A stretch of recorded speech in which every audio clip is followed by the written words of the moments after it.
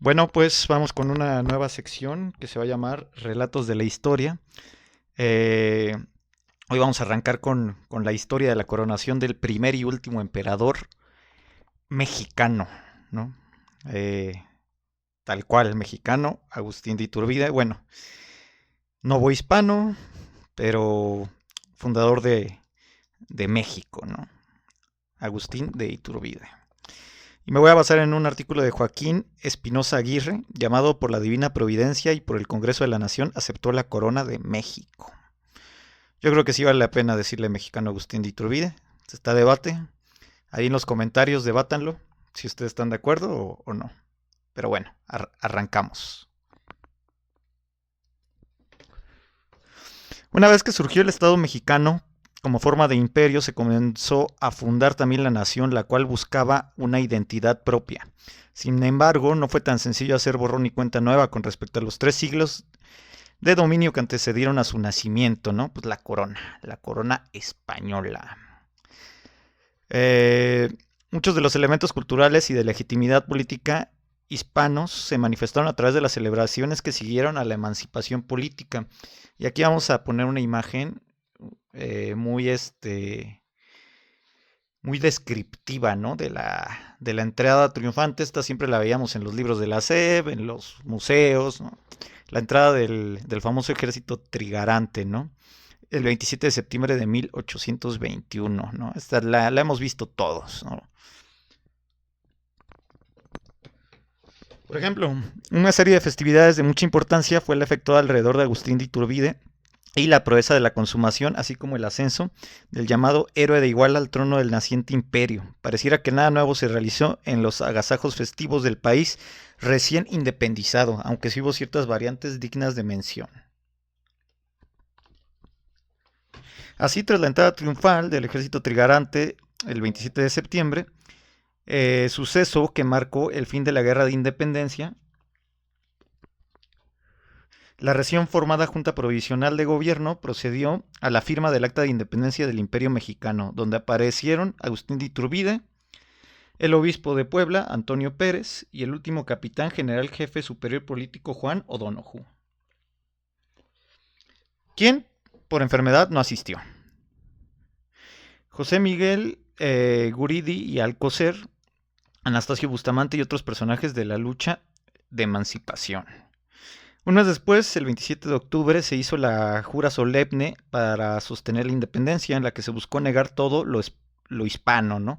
A través de cubrir la estatua ecuestre de Carlos IV, el famosísimo caballito, ¿no? De Manuel Tolsá, el que está ahí en el Munal, ahí en el centro. Todo el mundo lo conoce. Quien no lo conozca, vaya ahí enfrente del Munal. Ahí enfrente del Munal está. Eh, con un templete levantando exprofeso en la eclipse de la Plaza de la Constitución, Zócalo, pues.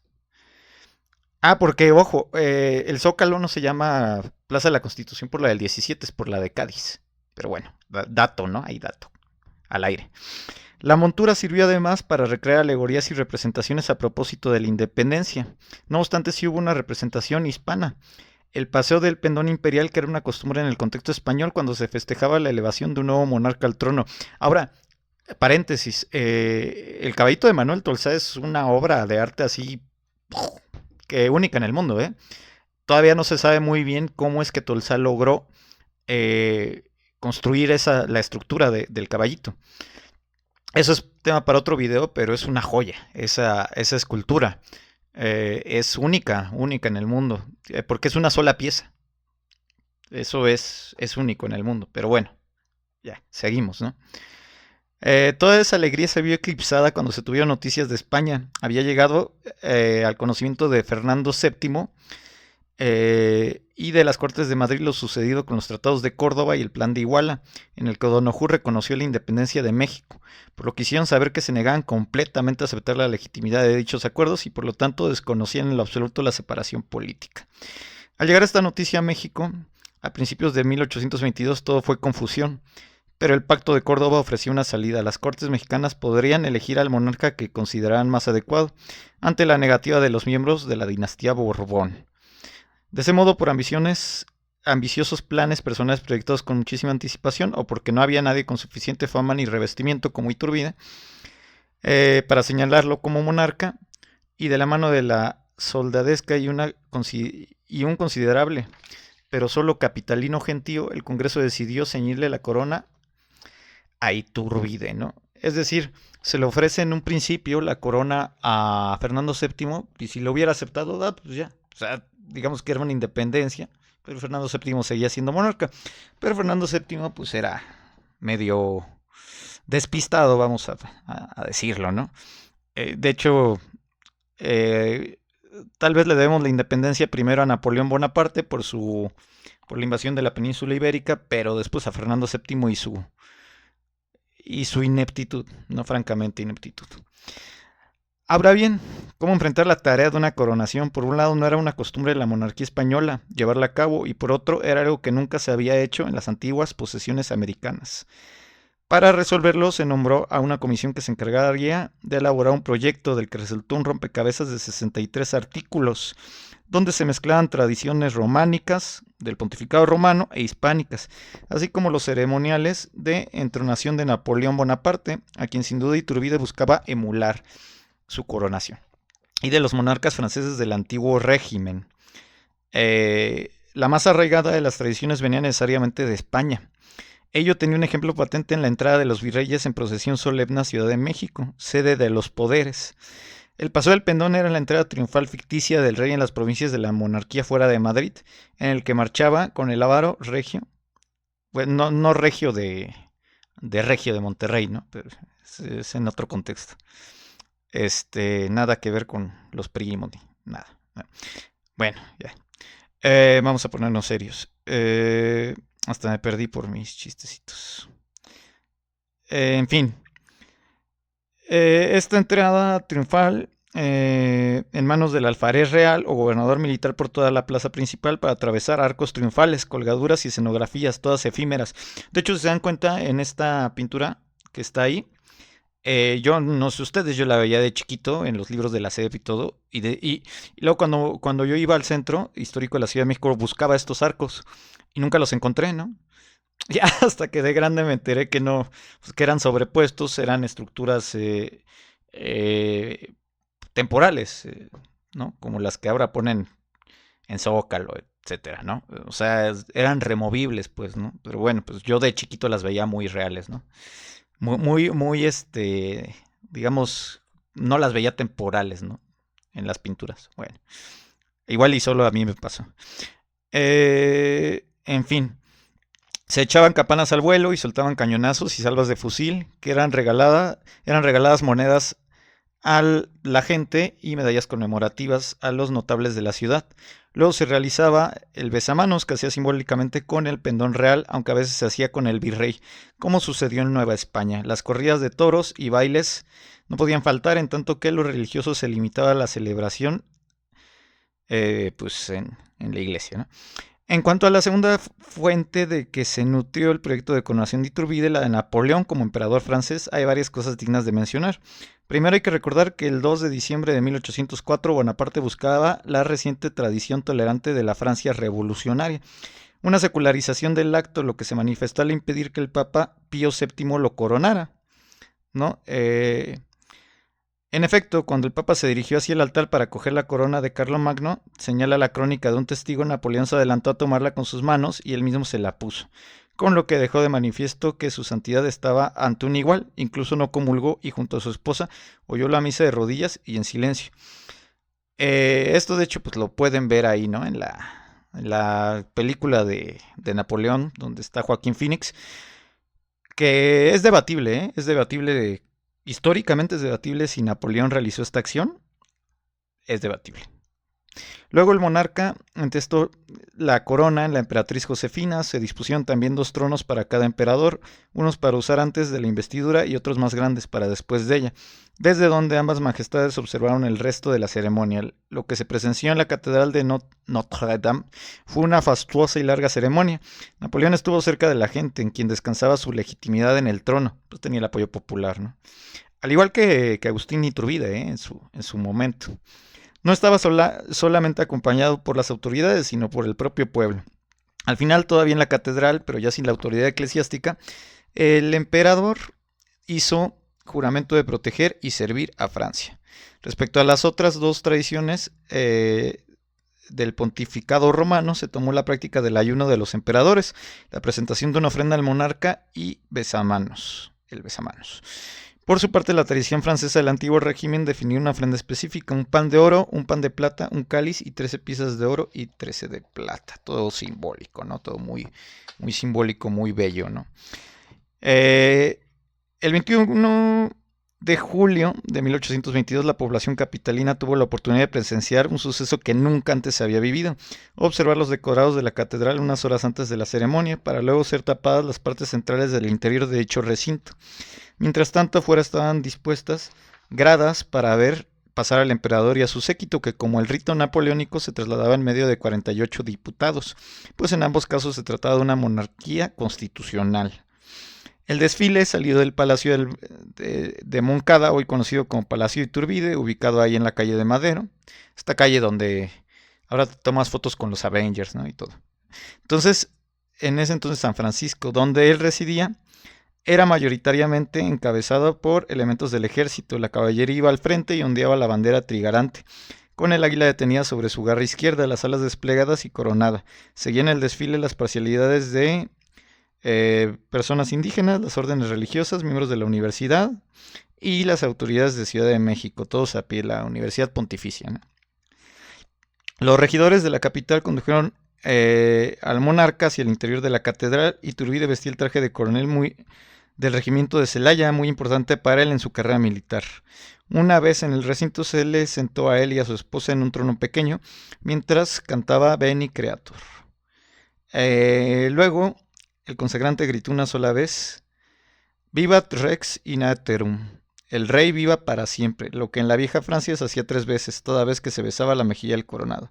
Luego se le ungió del codo derecho el brazo en una sola ocasión, en contraste con el rito pontificado, que preveía hasta 9 unciones, ¿no?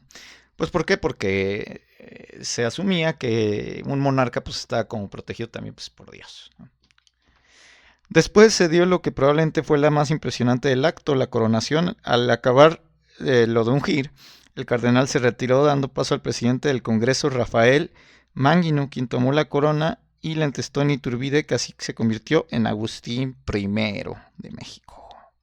Sobre ello mucho puede decirse, sobre todo respecto a la similitud a medias que guarda con la solemnidad con la que se coronó a Napoleón, pero hay una diferencia sustancial, por no decir abismal. En 1804 Francia se encontraba en pleno proceso de secularización.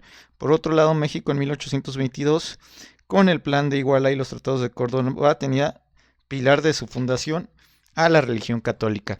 Es decir, recordar que Napoleón Bonaparte, pues francamente, enfrenta, ¿no?, muchos dogmas del pontificado católico. Era un rebelde de su tiempo, ¿no?, Napoleón. Pero bueno, en gran parte también le debemos la independencia a su invasión de la península ibérica, y también en ese sentido las ideas de modernidad que traía el régimen napoleónico con respecto al antiguo régimen monárquico francés, pues se refleja en pues todo esto, ¿no? En considerar también imitar a la coronación de Bonaparte, ¿no? Es decir, ya no estamos ante un emperador como los reyes absolutistas, ¿no? En el sentido en que eran reyes que no estaban sometidos a ningún tipo de parlamento. No, Iturbide dice, no, esto es más parecido al gobierno napoleónico que al antiguo régimen francés, ¿no? Por eso también se le nombra emperador y no rey, ¿no? Bueno, otro factor que tampoco podía pasarse por alto, igual que denunciaron los documentos de Iguala y Córdoba, era que la monarquía recién transformada en constitucional, por lo cual el Congreso tendría una fuerte carga de poder en sus manos. Así se explica por qué el símil con Napoleón. Pues no era Iturbide por propia mano quien se coronaba, sino que fue la autoridad que representaba la soberanía de la nación quien le entregaba el honor de soberano. Así se corroboró en el discurso con el que Mangino arengó a los presentes, en el cual señaló las limitantes y obligaciones del emperador, que era elevado a tal dignidad por la divina providencia y por el Congreso de la nación. de la nación mexicana. Tras ello, Iturbide coronó a la emperatriz, estando ella de rodillas como lo estuvo Josefina ante Napoleón. Luego de esto, los ya coronados monarcas ocuparon sus tronos más grandes, faltaba solo corroborar el juramento de Iturbide, para lo que se dispuso que se acercara al trono el presidente, vicepresidente y secretarios del Congreso, a fin de solicitar a su majestad ilustrísima el juramento que prestó en voz alta y en lengua castellana, para que posteriormente a la entrega de las ofrendas, que en Notre Dame fue realizado por 5 damas de la emperatriz, pero en el caso de México se hizo con 5 diputados. Ellos entregaron las 5, para Napoleón fueron 7 insignias del emperador: corona, cetro, anillo, espada y manto, de los que ya antes de la ceremonia llevaba Iturbide la espada, pero no portaba el resto, como sí lo había hecho el francés. Después, todas las ofrendas fueron bendecidas ante el altar y exhibidas por el presidente del Congreso. Al final de la ceremonia, la comitiva de los emperadores abandonó el recinto y se dirigió a la Plaza Mayor, donde recibió la ovación del pueblo. Se lanzaron las campanas a vuelo, hubo salvas vivas y demás albricias ante la entronación de la hora monarca. Ellos, el pueblo, eran la representación nacional y ponían en sus sienes la corona al emperador. Luego se decretaron 3 días de fiesta nacional para el ensalce del monarca. Ay, caray, ¿no? O sea, todo mundo estaba feliz, todo mundo estaba contento, ¿no? A diferencia de lo que solemos imaginarnos cuando lo vemos en la primaria, ¿no? Este episodio de la historia. Toda la milonga y festejos que tuvieron lugar en 1821 y 22 nada resolvieron sobre los profundos problemas del país. Es decir, la gente estaba feliz, estaba contenta, había un ánimo, pero la realidad pegaba duro, ¿no? El erario estaba seco, el poco dinero existente en buena parte se dilapidó en los festejos, se les pasó la mano con la borrachera. Motivo de descontento que erosionó aún más la paciencia de la gente. Además, un territorio tan grande no se podía dominar tan fácilmente, pues el imperio mexicano de Iturbide tuvo unas dimensiones enormes por la anexión de Centroamérica, con lo que se llegó a extender desde California hasta la frontera de Panamá, con Panamá. Con todo, y a pesar de la fortísima oleada en su contra, en Ciudad de México se decretó el 9 de septiembre de 1822 que la población debía jurar fidelidad al emperador. Se efectuaría de la forma en que se hacía con el monarca español, lo que nos devuelve el tema de la reproducción de las antiguas costumbres hispanas. La jura se verificó en todo el amplio territorio del imperio, en unos lugares mucho más efusivamente que en otros, especialmente en Ciudad de México. Último lugar iturbidista. La jura se efectuó el 24 de enero de 1823, cuando la efervescencia política era insostenible. Ahí se mostró el firme respaldo al monarca por parte de las autoridades, ya que en medio de la precariedad económica y la crisis generalizada, preferían ganarse la desaprobación de la ciudadanía a dejar que la ceremonia careciera de esplendor. A los inquilinos del Parián les exigieron 6 meses de adelanto de sus rentas e impusieron donativos del 3% de la producción a las fincas, toda vez que se pretendió adquirir un préstamo de 25,000 a 30,000 pesos, con lo que Iturbide no estuvo de acuerdo, por cierto. Interesante.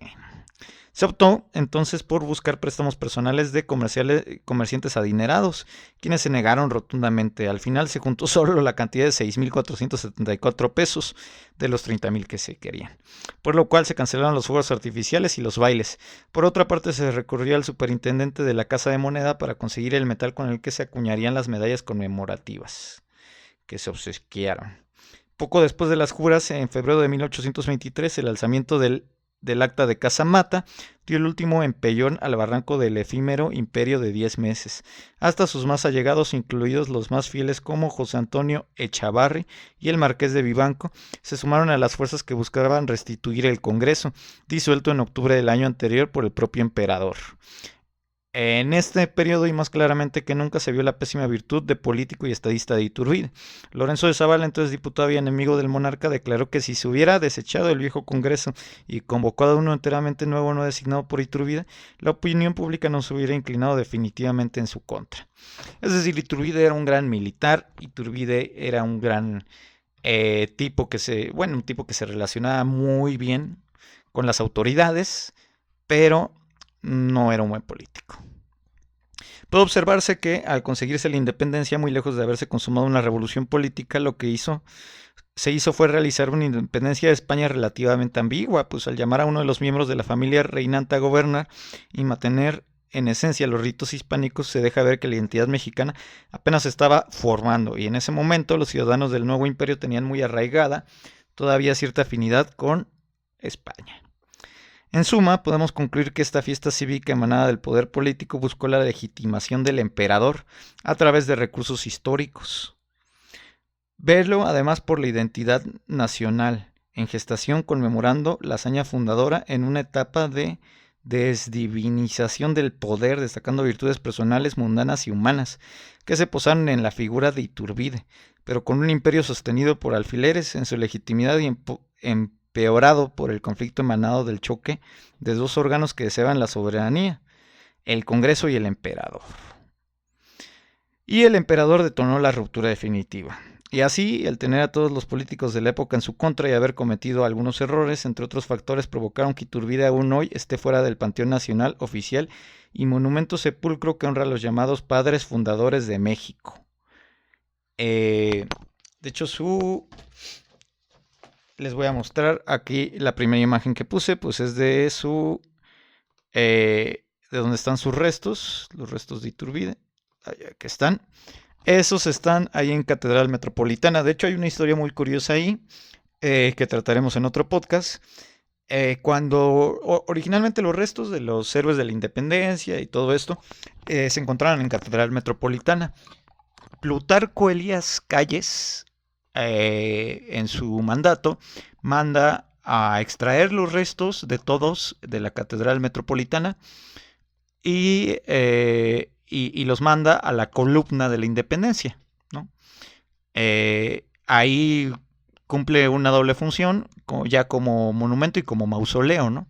Recordando que la columna de la Independencia pues, se da en el Porfiriato todavía como regalo de Francia por el centenario de la Independencia de México, ¿no?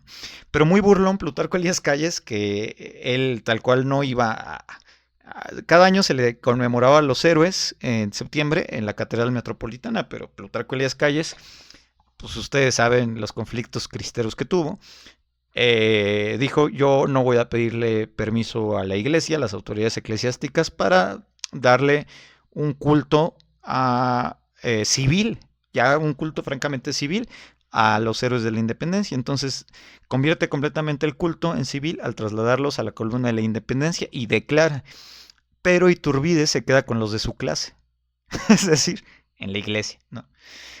Muy simbólico ese acto, el no llevar a Iturbide, es el único de los héroes de la independencia que no está en la columna.